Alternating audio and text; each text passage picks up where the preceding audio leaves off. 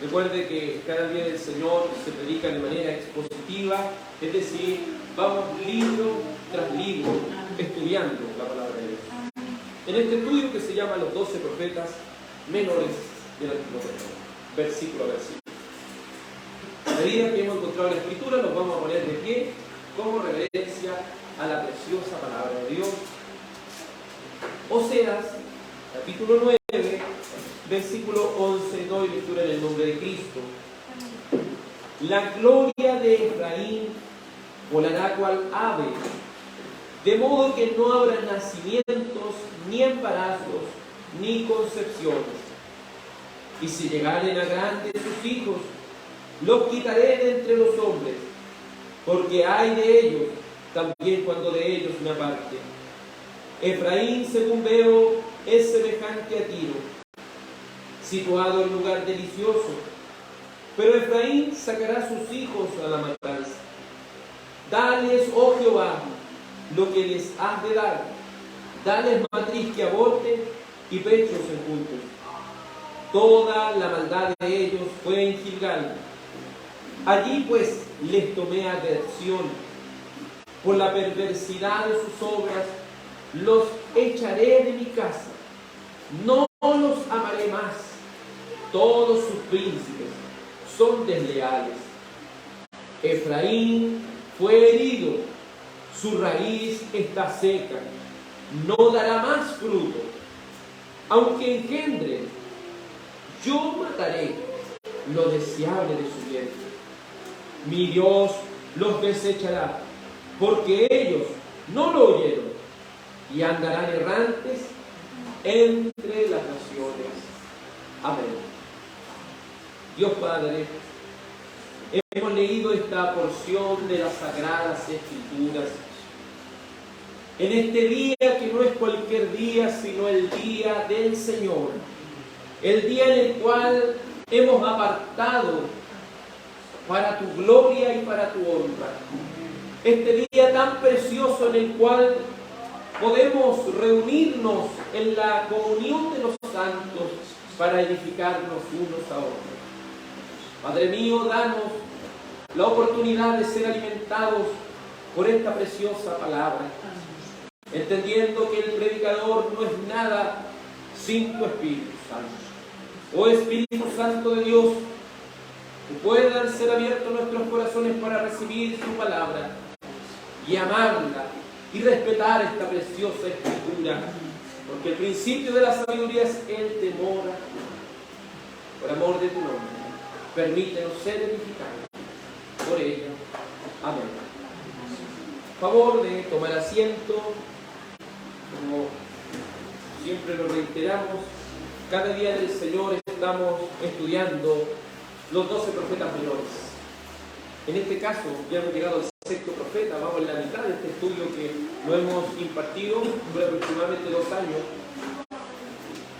Y hemos visto cómo Dios castiga a este pueblo que una y otra vez quiere persistir en su pecado. Y el pecado que más resalta en este libro, el pecado de este pueblo, es su infidelidad, porque no quiso permanecer en el pacto con su Dios. Este pacto era como un pacto matrimonial. Así era el pacto que Dios tenía con su pueblo.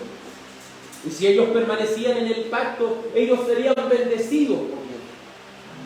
Pero si no permanecían en este pacto, serían expulsados de la tierra prometida, serían expulsados de la providencia de Dios. Pero como Dios es fiel a su pacto, siempre volvería a tener misericordia de ellos.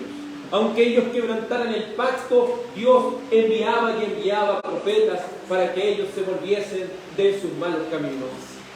Pero tristemente, ellos despreciaron a los profetas. Como vimos la vez pasada, despreciar al que predica la palabra de Dios no sería tanto. Pero como está predicando la palabra de Dios, está despreciando a Dios mismo. Por eso lo que más debe estar en alta estima en nuestras reuniones es la palabra de Dios. Lo que más debe resaltar en nuestras reuniones es la palabra de Dios. Porque la palabra que tenemos es la palabra profética más segura en la que hacemos el estar atentos. Es esa nuestra seguridad. El pecado de este pueblo, el despreciar a los profetas, el tratarlos de una manera tan maligna, a tal punto de asesinarlos, como Cristo pudo reprender a aquel pueblo diciéndole: Jerusalén, Jerusalén, quien matas a los profetas y apedreas a todos los que te son enviados. ¿Cuántas veces yo los quise juntar como la gallina junta sus polluelos debajo de sus alas, pero ustedes no quisieron? Este pueblo era un pueblo rebelde y se hicieron tan repugnantes delante de los ojos de Dios, pues se volvieron a la idolatría y le atribuyeron a Baal peor todas las cosas de bendiciones que habían recibido. Son como aquellos hombres que, engañados por el pecado, se jactan y dicen: todo esto lo tengo gracias a mí, no entendiendo que es Dios quien da las oportunidades, no entendiendo que es Dios quien da la fuerza, no entendiendo que es Dios quien da la salud de todas las cosas. Si algo tenemos es gracias a Dios. Pero este pueblo se comportó y se volvió tan repugnante como aquel pecado en aquel libro de Números 25, cuando el pueblo de Israel acudió a Baal peor. Y Dios se enfureció tanto porque ellos se mezclaron con las mujeres de aquellas tierras y se volvieron a los ídolos. Siguieron al falso profeta Balaam. Pero ¿qué consecuencias trajo eso sino el asesinato de todos ellos? Pues debían pagar por irse en contra de Dios mismo. Ellos se volvieron tan repugnantes y con tanta pecaminosidad como en los días de los jueces, específicamente lo que pasó en Gabaa. ¿Y qué pasó ahí? Sino algo tan terrible como lo que le hicieron a aquella mujer. Así el pueblo había caído tan bajo. Y esto debe ser para nuestra enseñanza. Cuando la palabra de Dios no tiene el primer lugar dentro de una iglesia, la corrupción empezará a afectarla. Cuando la palabra de Dios no está en alta estima en un hogar, ese hogar va camino a la destrucción. Es como aquel hombre que edifica sobre la arena. Cuando vengan todas las dificultades, vengan los vientos, vengan la lluvia, esa casa va a caer porque no tiene un cimiento firme. Pero aquellos hogares y aquellas iglesias que ponen su fundamento en Cristo permanecen a pesar de la adversidad, permanecen a pesar de las dificultades. Por eso, piense bien dónde estamos edificando y con qué tipo de materiales estamos edificando nuestra vida. Porque si son con cosas perecederas, en cualquier momento serán derribadas. ¿Qué consecuencias trajo esta infidelidad? ¿Qué consecuencia trajo esta hostilidad en contra de los profetas? ¿Qué consecuencias trajo al pueblo de Dios? Si hay algo que a la gente no le gusta estudiar estos libros, porque si usted hace un catastro de las iglesias, es difícil que alguien predique Oseas, Amós, Abdías, libros que dentro de la iglesia ni se conocen. ¿Y por qué no les gusta predicar estos libros? Porque estos libros se muestra el carácter justo de Dios. ¿Y quién quiere estar oyendo una y otra vez este carácter justo? Pero ¿quién quiere hablar de amor? Todos quisieran estar volcados al amor, pero no entendiendo que Dios es amor, pero también justicia. Y debe amar tanto su amor como su justicia de la misma manera. Porque si solo ama el amor de Dios, está creando otro Dios y no el Dios de la Biblia. Eso es importante que en el inicio de esta congregación que están haciendo, en esta plantación de la iglesia de Colchagua, tampoco seamos pulidos por ese carácter de Dios. Puedan estar estos cimientos firmes en la palabra de Dios. Porque no quisiéramos estar edificando algo que va a ser destruido por un momento, sino algo sólido. Niños que crezcan sólidos en la palabra de Dios. Porque los niños son el futuro de la iglesia. Pero cuando se deja la palabra de Dios, acontecen estas consecuencias que vemos en el versículo 11. Y dice así la palabra de Dios: la gloria de Efraín volará cual ave, de modo que no habrá nacimiento, ni embarazos, ni concepciones. ¿Qué va a pasar con la gloria de Efraín? Va a volar como un pájaro.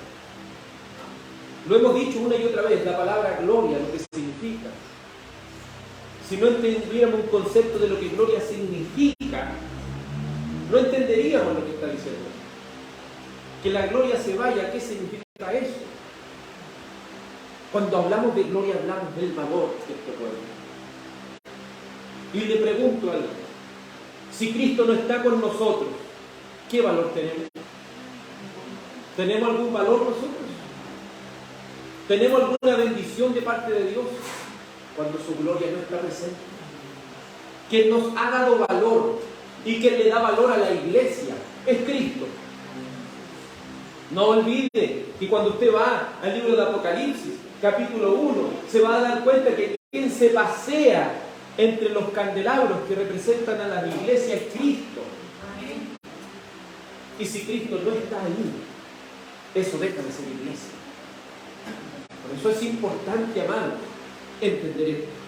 El pecado provocó que la gloria de Efraín, el valor que Efraín tenía, que la bendición que Dios tenía sobre ellos, se retirara. ¿Por qué? Porque Dios quiso retirarse, o porque ellos despreciaron la hermosa palabra de Dios. Si aún Cristo Jesús, nuestro Salvador, una y otra vez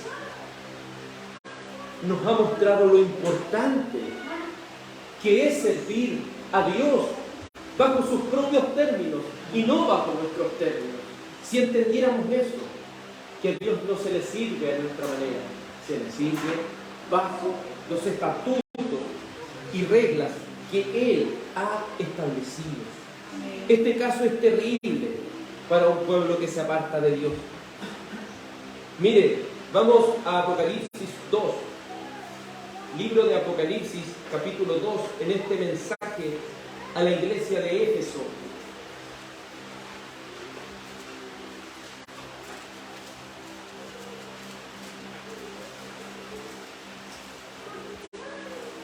Libro de Apocalipsis, capítulo 2,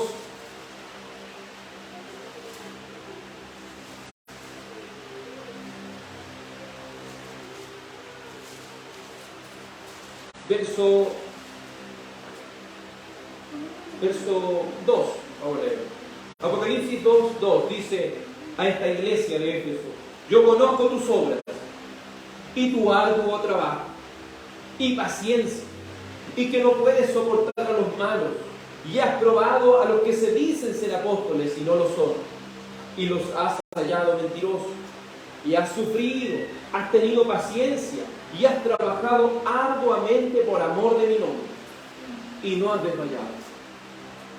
Pero esto lo dice: pero tengo contra ti que has dejado tu primer amor. Esta iglesia de Éfeso en su comienzo era una iglesia viva, era una iglesia que trabajaba arduamente para la gloria de Dios. Pero en un momento de su historia abandonó el primer amor. Recuerde, la palabra no dice has perdido, dice has dejado. Cuando usted pierde algo, usted lo puede perder para siempre. Pero cuando usted deja de hacer algo, usted lo puede volver a hacer. Por eso la retención de esta iglesia es: no tengo una cosa contra ti, que has dejado tu primer amor. Esto nos hace mental porque el camino que Israel siguió debe ser un camino que nos lleva a una enseñanza a nosotros. No, ahora que estamos bien no podemos decir, no, a mí nunca me va a pasar. Cuidémonos. Escuche atentamente, cuidémonos de dejar este primer amor. Este amor servicial. Porque recuerde que el amor del cual habla la Escritura es el amor ágape. Es el amor sacrificial. O sea, que aquí Dios me está diciendo, has dejado de servirme por tu alma. Ya solamente es un servicio por hacer las cosas. Pero si no le ponemos corazón a esto, hermanos, si no estamos sirviendo de todo nuestro corazón, no estamos sirviendo a Dios como Él quiere que lo hagamos. No dejemos el primer amor. No dejemos de trabajar para Dios de todo nuestro ser. Pero eso no es todo. No es solo reprender a esta iglesia para que vuelva a su primer estado, sino que también se le ponen las cosas claras. Se le deja en claro que hay consecuencias de que esta congregación no vuelva a su primer amor. Porque muchos, a veces en una conversación, uno dice, yo antes era de esta manera las cosas del Señor y ahora no lo soy, ya el primer amor no es el mismo. Y uno piensa que eso es normal en el cristiano. Pero eso no es normal, hermano. Mire lo que dice aquí. Mire lo que dice aquí, escuche bien. Recuerda, verso 5, por tanto, ¿de dónde has caído? ¿Y qué hay que hacer? Arrepentirse. O sea que si nosotros estamos conscientes de que no estamos sirviendo a Dios como lo hicimos al principio, ¿qué tenemos que hacer? Arrepentirnos y volver al primer estado, porque si no lo hacemos, estamos pecando delante de los ojos de Dios. Y dice, y haz las primeras obras. Vuelve a como eras antes. Pues si no, escucha, pues si no, vendré pronto a ti y quitaré tu candelero de su lugar si no te hubiese arrepentido. Es decir, le dice a esta iglesia de Éfeso una cosa. Si tú no vuelves a tu primer estado, esa iglesia va a dejar de ser iglesia. Recuerden que los candeleros son la iglesia. Así que iglesia. Entonces, si el candelero se quita de esa iglesia, quiere decir que eso ya no va a ser más iglesia.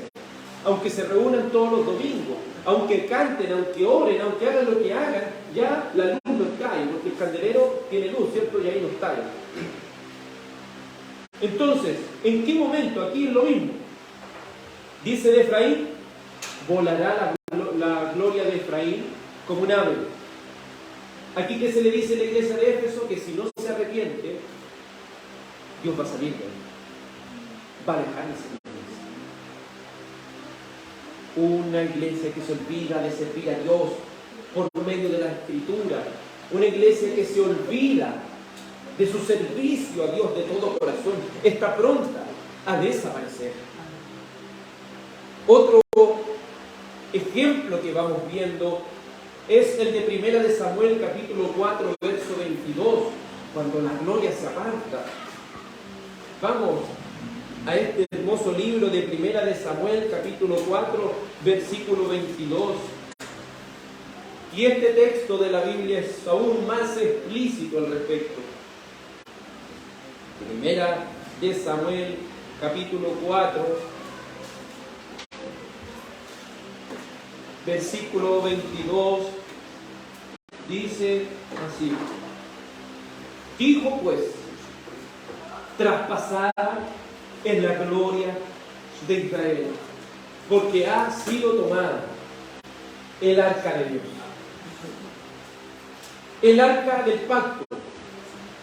El arca del pacto era el valor más importante que el pueblo tenía, porque sobre el arca descendía la presencia de Dios. Pero ellos estaban tan mal espiritualmente que pensaban que solo llevando el arca del pacto a la batalla, ellos iban a vencer. Pero vinieron los filisteos, los vencieron y le quitaron el arca. ¿Y qué aconteció con este pueblo? Los padres de estos dos niños que nacen mueren en la batalla.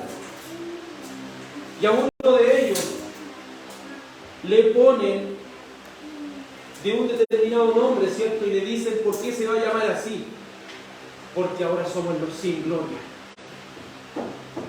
Como se diría en hebreo, Icabod, sin gloria. Porque si el arca ya no está con nosotros, estamos perdidos, Dios no está con nosotros. ¿Entiendes, no? Era tan importante el arca del pacto que si se iba para otro lado ya ellos estaban perdidos. Eran personas sin gloria. Eran personas desahuciadas. Entonces, lo que Oseas le está diciendo a este pueblo es que al final, si se va la gloria de Israel, la gloria de Efraín, recuerde que Efraín es una de las tribus más grandes del reino del norte, por lo tanto es un seudónimo de decir Israel. Le está diciendo de Israel se va a ir el Señor. Y si se va el Señor, ¿qué pasa? Se va toda su bendición. Porque Dios les trajo un pacto. Y ese pacto era un pacto de bendición. Y en la antigüedad, las riquezas de un hombre, una de las tantas maneras de saber las riquezas de un hombre, era por la cantidad de hijos que tenía. Y en la antigüedad, una persona que no tenía hijos, era una persona que no tenía nada. Porque se iba a morir, iba a llegar a viejo, iba a morir en la completa ruina. Entonces aquí a Israel se le está diciendo una cosa. Me volvamos a Oseas capítulo 9, verso 11. Dice, la gloria de Efraín volará cual ave, de modo que no habrá nacimientos, ni embarazos, ni concepciones. Si usted recuerda y ha estudiado el pacto que Dios hizo con Abraham, Dios le dio un pacto a él y a su pueblo de que cómo haría su descendencia, como las estrellas del cielo, ¿se acuerdan? Y sería como la arena del mar. Pero ellos al quebrantar el pacto que el Señor le está diciendo, si Dios se va de aquí, esto ustedes van a quedar en el completo olvido. Porque ya no van a poder nacer hijos. Ya toda su descendencia va a empezar a quedar atrás. Van a quedar sin descendencia, van a quedar sin riqueza, van a quedar sin promesa. Porque era necesario que esta simiente se siguiese multiplicando para que las promesas de Dios siguiesen. Pero si la gloria de Israel los abandonaba, lamentablemente quedarían en el completo olvido. Por eso era tan triste estas terribles consecuencias sobre los israelitas. No habría nacimiento, no habría embarazos, no habría concepciones. Al final no podrían cumplir. Recuerde que la ley no son solamente 10 mandamientos, son 613. Y uno de los primeros mandamientos es el que está contenido en Génesis capítulo 1, verso 28, cuando le dice, id y sed fecundos, multiplicados y llenad la tierra. Es decir, parte de la bendición de Dios era que ellos se multiplican. Pero si ellos no se multiplican, al final era porque Dios se había apartado de ellos. Su bendición dependía de una descendencia terrenal. Recuerde que el pacto abrahámico y el pacto mosaico tienen mucho de terrenal, bendiciones terrenales. Hoy en día, en el nuevo pacto, son bendiciones espirituales. Por lo tanto, ellos al quebrantar el pacto no perdían su salvación, porque nadie puede perder su salvación. Lo que ellos perdían era la bendición física que ellos recibían. Pero esto estaba corriendo peligro a causa de su pecado. Ahora vamos al verso 12 y dice, pero no solo habría esterilidad en el pueblo, sino lo que dice el verso 12. Y si llegaren a grandes sus hijos, los quitaré de entre los hombres, porque hay de ellos también, cuando de ellos me aparto. Es decir, no solo no tendrían hijos, sino que aquellos que estuviesen grandecitos tendrían que morir de igual manera. Porque era el castigo de Dios sobre este pueblo infiel. Aunque esos hijos llegaren a grandes, también los quitaré. Esto es un eufemismo para no decir los voy a asesinar, los voy a quitar de la faz de los hombres. Se los voy a arrebatar. Si hay algo y uno de los llantos más terribles que he escuchado a lo largo de mi vida, es el llanto de una madre que pierde un hijo. Es un llanto desgarrador que viene del alma cuando su hijo ha partido de esta tierra. Es un llanto tan terrible y amargo que llena su corazón de tanta tristeza. Y esa tristeza es manifiesta a los que están presentes. Imagínense este juicio. Este pueblo estaba en infidelidad a Dios, estaba feliz, estaba contento, estaban haciendo y deshaciendo, pero Dios le estaba dejando las cosas en claro. Ustedes ahora en el mundo están bien, creen que están bien. ¿Se acuerdan cómo partía el capítulo 9? Ellos estaban saltando de alegría. Pero esa alegría se va a transformar en tristeza por haber abandonado a Dios, por haber abandonado a Dios. Y luego dice, en signo de exclamación, ¡ay de ellos también! Cuando de ellos me aparto. La palabra ay, ¿qué significa? Juicio. Es un arcaísmo, es una palabra antigua, es como cuando uno se pega en un dedo, ¿qué dice? Ay, ¿cierto? La palabra ay, siempre que lea esa palabra, sin H obviamente, ay griega, siempre que salga esa palabra en la Biblia, es una palabra que está diciendo juicio. Por eso dice ay. Les dice ay de ellos también cuando de ellos me aparto. El pueblo del pacto sin Dios no es nada. Una iglesia sin Dios presente no es nada. Usted lo puede ver en Ezequiel, cuando la presencia de Dios, llevada por los serafines en un carro, se va del templo. Y el templo solamente queda como las 4 paredes, sin Dios. Por eso le digo, podemos armar un templo gigantesco, físico, pero si Dios no está ahí, de nada sirve. Por eso ahora nuestro templo es cuando nos reunimos todos juntos. No es la edificación sola, es donde estamos todos juntos. Por eso el Señor nos hizo reyes, partícipes del reino, y nos hizo también sacerdotes, un sacerdocio en todos, donde adoramos a Dios, sin la necesidad. Pero el que no entiende eso, no está entendiendo gran parte de la palabra de Dios. Verso 13 dice, Efraín, según veo, es semejante a Tiro, situado en mar delicioso, pero Efraín sacará a sus hijos a la matanza. Recuerden que esta es una canción. Los profetas hablan como en poesía. Entonces van recalcando la primera idea e igual a la segunda idea. La primera idea que decía que iba a matar a los niños, ¿cierto? Y después nuevamente lo recalca. Pero los profetas, como hablan en poesía, también lo está haciendo una comparación. Si usted va a leer la Biblia en su casa o va a estudiar la Biblia, le aconsejo que, gracias a Dios, todos tenemos teléfono, la mayoría. Cuando vaya a leer la Biblia, siempre esté con un atlas bíblico o esté con un mapa. Y si usted, yo le digo Tiro, ¿quién sabe lo que es Tiro? Algunos podrían pensar un Tiro, no sé. Tiro es una ciudad portuaria, es una ciudad de la antigüedad tan riquísima, porque al estar en un puerto, ellos tenían el acceso a toda Asia. Tenían el acceso a todos los comerciantes. Entonces todos los comerciantes, todos los barcos llegaban a Tiro.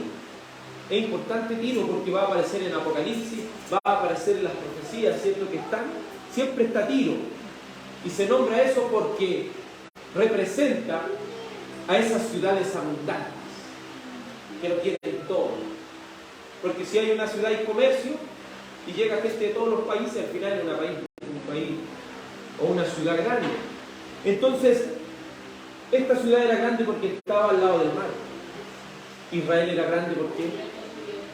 ¿Por qué Israel era grande? ¿Alguien tiene la idea por qué Israel era grande? Era próspero porque Dios estaba con ellos. ¿Cierto? Los de Tiro tenían el mar, tenían todo ese puerto. Israel estaba como en medio de todo acá, no tenía por dónde surgir, pero el Señor estaba con ellos. Pero escuche bien, mire lo que sigue diciendo. Efraín, según veo, es semejante, es parecida a Tiro, situada en un lugar delicioso. Pero Efraín sacará a sus hijos a la matanza.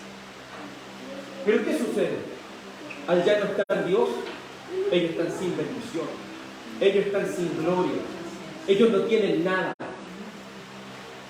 Como se le puede reprender a una cierta iglesia dentro del libro de Apocalipsis, les dice: tienes nombre de que vives, pero estás muerto. Israel podía tener nombre del pueblo de Dios, podía tener el templo y podía tener todas las cosas, pero si Dios no estaba ahí, ¿de qué sirve? Si Dios no estaba con ellos, ¿de qué sirve? Sirve de juicio, porque si Dios no está con ellos, sus hijos serán sacados a la matanza. Toda su descendencia tendría que sufrir las terribles consecuencias de la muerte. Qué triste que los padres no comprendan el daño que sufrirán sus hijos al ser criados lejos del temor de Dios. Esto también lo podemos llevar a la iglesia. Si un padre, una madre, no se preocupa de tener sus hijos aquí dentro, no se preocupa de tener sus hijos y educarlos bajo el temor de Dios, no espere que después van a estar con usted aquí sirviendo al Señor. Si no los disipulan, si no preparan sus corazones ahora que son pequeños, cuando sean grandes no van a estar aquí. Por eso esto es un trabajo arduo. Y si nosotros no agarramos ni siquiera una Biblia en nuestra casa, ¿cómo vamos a esperar que los niños lo hagan? Si no lo apartamos de Dios solo por no venir a la iglesia, también nos apartamos de Dios al no acordarnos de Él cuando estamos con la familia. Si nosotros comprendiésemos eso, hermano. Israel se volvió impía, pero no entendía que el juicio no solamente iba a venir sobre ellos, sino también sobre sus hijos. Recuerden que la Escritura habla de la tercera y de la cuarta generación, pero no porque Dios castigue a las generaciones futuras, sino porque si los padres no les transmitieron a los hijos la palabra, esos hijos después de nacer grandes van a tener otro hijo. Si los papás no les enseñaron, ellos no van a tener ni idea, y cada vez que vaya avanzando menos van a saber, hasta que Dios hace algo y los levanta y nuevamente empieza la palabra a resonar en sus vidas. Estamos siendo diligentes, o están, oh padres, siendo diligentes en instruir a sus hijos. Están preparando la tierra de su corazón para que luego sea sembrada esa buena semilla del Evangelio. No olvide que en la parábola de la semilla, ¿cuál es la que germina? Cualquier tierra, la buena tierra. Pero si esa tierra tiene pedregales, no funciona. Si tiene espinos, esto de la siembra es importante. Nuestro hermano Claudio, si ustedes no conocen mucho de eso, se pueden acercar a él. Si yo voy, por ejemplo, muchas veces los padres quieren tener a los hijos en las cosas de Dios,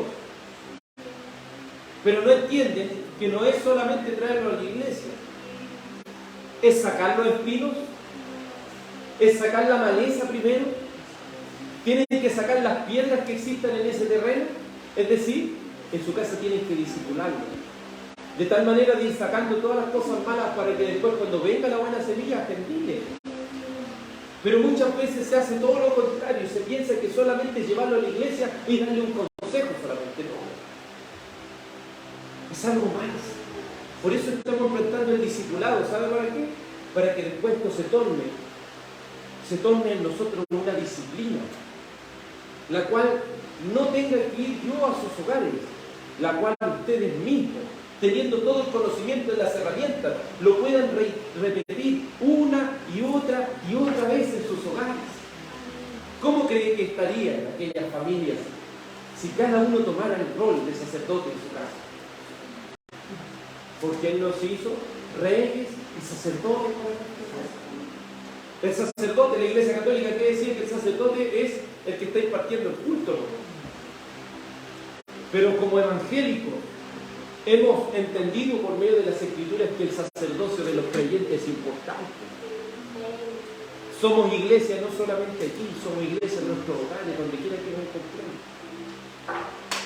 Pero si queremos seguir el camino fácil, no hagamos nada y dejemos lo que salga. Por eso después vienen las graves consecuencias. Verso 14 dice, este es el profeta. El profeta, recuerde que estaba a favor del pueblo, tenía que muchas veces interceder por el pueblo. Y si usted se acuerda de Oseas en algún momento intercedió por el pueblo. Pero ya este pueblo, donde era tan duro de cabeza, ahora el mismo Oseas, y le pide al Señor, ¿sabe lo que le pide? Dales, oh Jehová, lo que le has de dar. Es decir, Dios, págale conforme a sus obras. Págale, Dios, conforme a lo que tú quieras darle a él. Y luego le reitera y le dice, dele matriz que aborte y pechos enjuntos. ¿Qué significa pechos enjuntos? Pechos sin leche.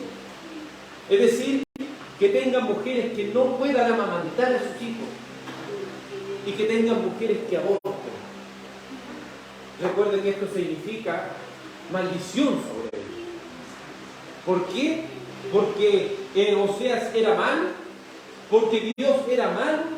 No, porque ellos despreciaron a Dios, jugaron con las cosas de Dios, menospreciaron la palabra de Dios, mataron una y otra vez a los profetas.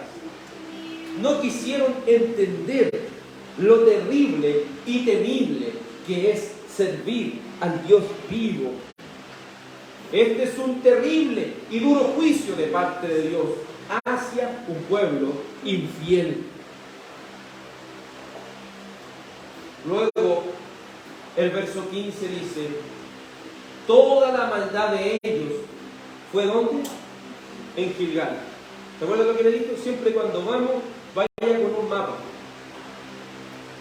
Siempre vaya con un mapa, algo actualizado, obviamente. ¿En qué sentido? Porque no va a poner un mapa de los tiempos de Jesús en estos tiempos de Oseas, porque otro mapa. ¿Entiendes? Lo mismo si usted toma un mapa de Chile de 1800 y coloca uno del año 2005, usted se va a dar cuenta que ya varía, porque hubieron terrenos que se conquistaron, otras ciudades que tienen otros nombres. Es lo mismo acá, tiene que adecuar, no sé, mapa de los tiempos de Israel, de los tiempos de Oseas, entonces sí, ¿cómo era? Pero en este caso, aquí Oseas está nombrando, recuerde que el pueblo era un pueblo entendido, ¿sí? Entonces cuando se le habla de Gilgal, ellos inmediatamente sabían de qué estaba hablando el profeta, ¿cierto? Y nosotros, como somos un pueblo entendido, ¿de qué está hablando el profeta aquí? Somos un pueblo entendido, ¿no? Si usted recuerda Gilgal, hay algo que hizo el pueblo en Gilgal. ¿Se acuerda cuando se acercaron a Samuel en Gilgal y le dijeron, danos un rey como los de las demás naciones? En Gilgal ocurrió eso. Ocurrió algo triste, porque el pueblo ya no quería que Dios lo gobernara. Recuerden que ellos solamente tenían como líderes políticos, así como Bernardo Gil, como lo eran así, caudillos solamente. En este caso el último caudillo era Samuel. Era como un primer ministro y el que gobernaba detrás de él era Dios. Pero si usted va a esta historia que está en 1 de Samuel, capítulo 11, versículo 14, se va a dar cuenta, en 1 Samuel capítulo 11, verso 14 en adelante, se va a dar cuenta que el pueblo le dice a Samuel, queremos un Dios como todos los otros pueblos quieren. Haznos un rey. Y el Señor Samuel le dice, Señor, mira lo que ha pasado. Y el Señor sabe lo que le dice a él. Samuel, no te están rechazando a ti, te están rechazando a mí. Porque ellos quieren que los gobierne alguien mundano, no alguien conforme al corazón de Dios. Así que, dale el rey que ellos están pidiendo. ¿Y a quién van a buscar? A un hombre de una estatura muy grande, que sobresalía por encima de todo, un hombre que venía de una familia adinerada, un hombre que solamente le importaba su posición, y ese hombre se llamaba Saúl. Un hombre que terminó siendo desechado, porque las cosas de Dios no son de apariencia. A Dios no le gusta a la gente agrandada, como lo conocemos, no le gusta a la gente que cree que por su posición va a gobernar el pueblo de Dios, ¿no? Sino que después va a buscar a un hombre que está detrás de la oveja. Porque aquel que está con la oveja, ¿qué hace? Vive con ellos. ¿Me entiendes? Si se enferman, ahí está él. Pero el que quiere gobernar, el que quiere estar ahí, a él le gusta estar ahí mandando y haciendo. Entonces, eso es lo que pasó a grandes rasgos en Gilgal. Entonces volvamos a Oseas 9:15, dice, toda la maldad de ellos fue en Gilgal. Allí pues les tomé adversión. Es decir, que en ese momento el Señor ya les tomó distancia. Porque ya notó que este pueblo no quería servirlo a él. Desde el principio, este pueblo ya no quería servirlo a él. Entonces, desde ese momento, el Señor dijo, desde ese momento yo les tengo adversión, desde ese momento yo les tomé distancia.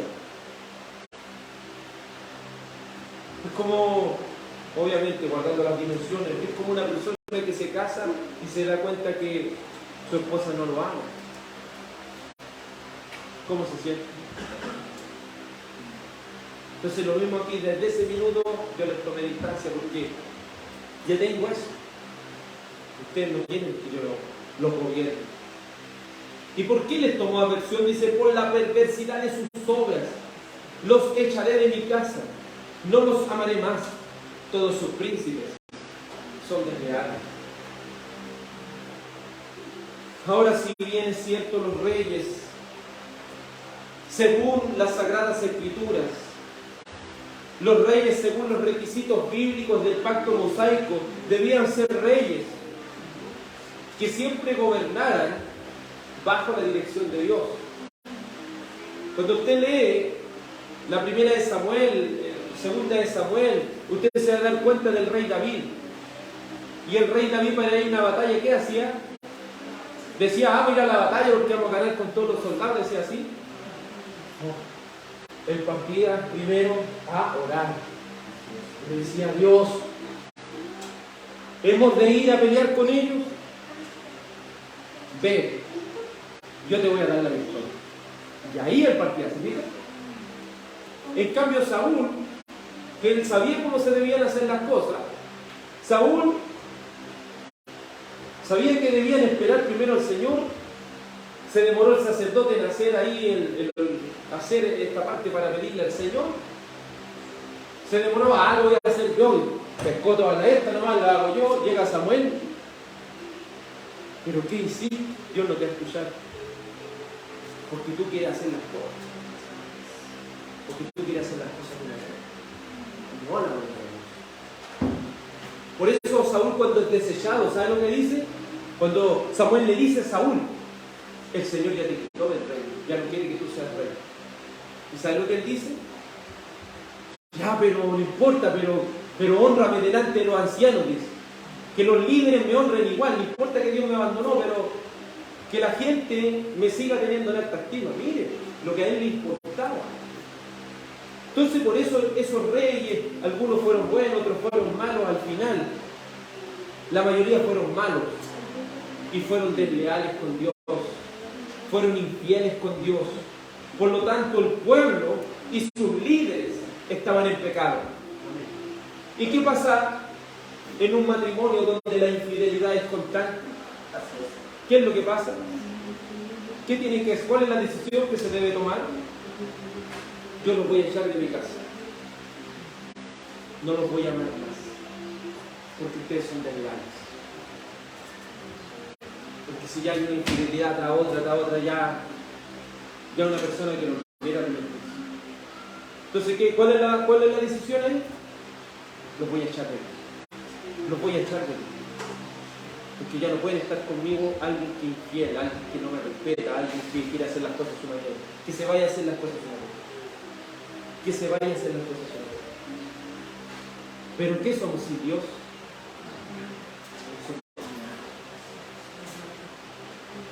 Verso 14. Oseas capítulo 9, perdón. Verso 16. Dice, Efraín fue herido, su raíz está seca, no dará más fruto. Aunque engendre, yo mataré lo deseable. No soy yo. Si una planta es herida en la raíz, ¿qué pasa? ¿Podemos revivirla? Cuando hablamos del reino del norte, hablamos de las 10 tribus de Israel. Eran 12, ¿se acuerdan? Pero 2 quedaron con Judá. Y de estas tribus, ¿se acuerdan los tiempos de Jesús? ¿Cómo eran llamados judíos? ¿Qué significa? Judío. Judío, Judá. ¿Me entienden? Reino del sur. ¿Y a dónde está el reino del norte? Cuando estaba el Señor, ¿dónde está el reino del norte? ¿Quién eran los que guardaban la ley y guardaban todas las cosas? Los judíos. Pero ¿y el reino del norte dónde estaba? Ellos eran llamados los samaritanos. ¿Y se acuerdan lo que decían? Los judíos y los samaritanos no se tratan. Los samaritanos decían que había que adorar a Dios en unos montes, porque ellos no iban al templo. Ellos tenían su propia adoración. Ellos solamente hacían caso a los primeros 5 libros de la Biblia, todos los otros no. ¿Y por qué no hacían caso? O sea, porque ahí habla de ellos. ¿Por qué borraron los otros libros de la Biblia?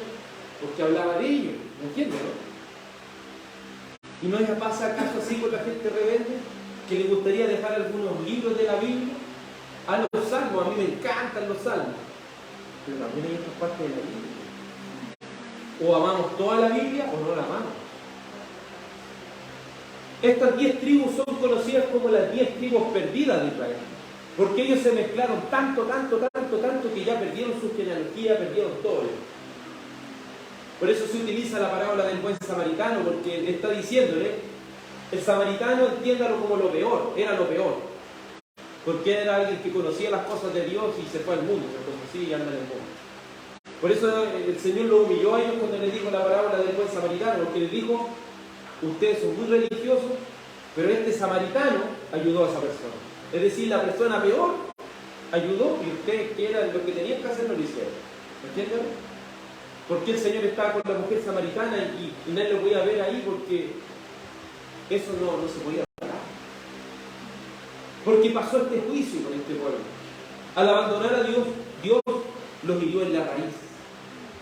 Dice, fue herido, su raíz está seca, no dará más fruto. Es decir, ya no va a haber más descendencia. Pero descendencia sanguínea. Pero gracias damos a Dios por su misericordia, porque en el nuevo pacto tenemos que tener sangre judía nosotros. No sé si ha visto por internet que andan algunos judaizantes buscando, no sé si usted tiene una raíz judía por ahí, que después ande buscando las leyes de Israel, ande buscando todas esas locuras. No entiendo que eso quedó en la descontinuidad, eso quedó descontinuo, porque ahora somos adoptados por medio de la sangre de ¿quién?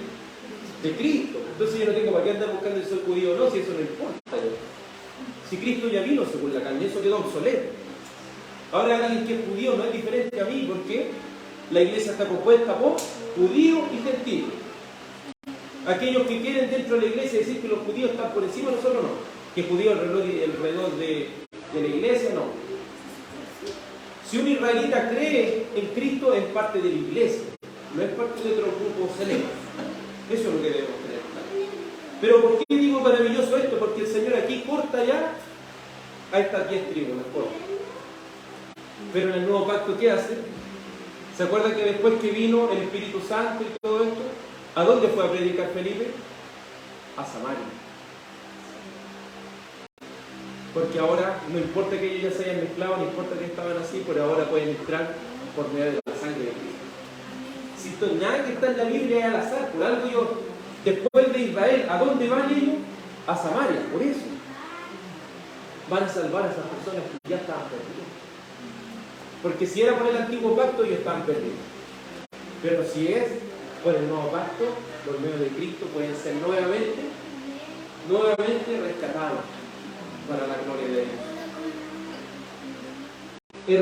Efraín fue herido, su raíz está seca, no dará fruto, aunque engendre, yo mataré lo deseable de su vida. Y termina el verso 17 diciendo: mi Dios los desechará, porque ellos no oyeron y andarán errando entre las naciones. Usted va a ver hasta el día de hoy que la mayor cantidad que se ve en Israel son judíos, o sea, del reino del sur, pero del reino del norte ellos están esparcidos en muchas partes del mundo, que se mezclaron. Y va a ver que judíos que vuelven allá, vuelven porque es parte del juicio que no se hace bien. Ustedes van a ser cortados y van a ser esparcidos por todos. Pero gracias damos a Dios que aunque esta tribu esté perdida, estas tribus estén perdidas, si creen en Jesucristo son adoptados y son puestos en el nuevo pacto como parte de la iglesia, porque hay esperanza aún para ellos. Pero si elegimos el camino de seguir siendo infieles a Dios, Dios los va a terminar desechando, los va a terminar sacando de mano. ¿Y por qué una persona puede ser desechada por Dios? Porque no oyeron. ¿Y qué dice la bienaventuranza del Apocalipsis? Una de las 7 bienaventuranzas del Apocalipsis. Bienaventurado es el que lee y los que oyen las palabras de esta profecía y atienden a estas cosas que están escritas, porque el tiempo está cerca. Si verdaderamente queremos ser considerados como verdaderos cristianos, debemos disponer nuestros corazones a oír atentamente la ley de Dios. Si no queremos andar errantes en el mundo sin fe y sin esperanza. Oremos. Dios Padre, este pueblo fue infiel. Recibió este juicio tan terrible, Dios mío. Un juicio devastador sobre estas 10 tribus. Quienes de su división fueron pecado tras pecado. Estas cosas que fueron escritas para nuestra enseñanza, y todos aquellos que sean infieles a Dios tendrán que experimentar en sus vidas lo triste y terrible que es que la gloria de Dios sea parte de ellos. Porque solo por medio de ti, oh Señor, tenemos un valor. Solo por medio de ti, oh mi Dios, gozamos de toda esta riqueza abundante de tu gracia. Guarde a los niños y a las familias de nuestros hermanos. Denles el tiempo, Señor, para discipularlos. Abra estos corazones pequeños para que reciban esta maravillosa palabra de Dios y se impregnen de ella. Para que así, Dios mío y Santo mío, tú puedas hacer conforme a tu amor y a tu misericordia en nosotros. Porque no quisiera ser desechados por Dios, por no prestar atención a su amada y hermosa palabra. Te lo ruego y te lo suplico en el nombre de Jesús. Amén. Ahora, antes de marcharnos, nuestro hermano Ángel va también a hacer una oración por esta semana. que vamos a comenzar esta nueva semana y para que el Señor nos guarde a cada uno de nosotros. Amado Dios, un Padre celestial, te agradecemos, Señor, por tu amor, por tu misericordia, Señor, que tienes para cada uno de nosotros, Señor. Padre Santo, te pedimos, Padre bendito de Dios, que esta semana, Señor, sea de ejemplo, Señor, Padre Santo, y que podamos seguir meditando en la palabra, Señor, y podamos poner por obra, Padre Santo, Dios de la gloria. Podamos poner, Señor, esta palabra, Señor, y podamos guardar en el corazón, Padre de Dios. Y si hay alguno, Señor, que necesita también de esta porción, Señor, podamos también ayudarle, Señor, a que pueda entender, Señor. Señor, te damos gracias, Padre amado. Te pedimos, Señor, por las familias, Señor. Por los hermanos que no han podido llegar hasta aquí, Señor, también te pedimos, Señor. Y te coloque bendición, Señor. Te pedimos, Señor, Padre, bendito Dios. Por el pastor, Señor, te pido buen retorno por su esposa, por su hogar, y por mi hermano, Señor, que van a poner aquí la oración por nosotros. Gracias por todo, gracias por este mensaje, mi Señor, esta palabra, Señor. Te agradecemos. En el nombre de Cristo Jesús, nuestro bendito y buen Salvador. Amén. Que el Señor les bendiga y que podamos tener una muy linda semana.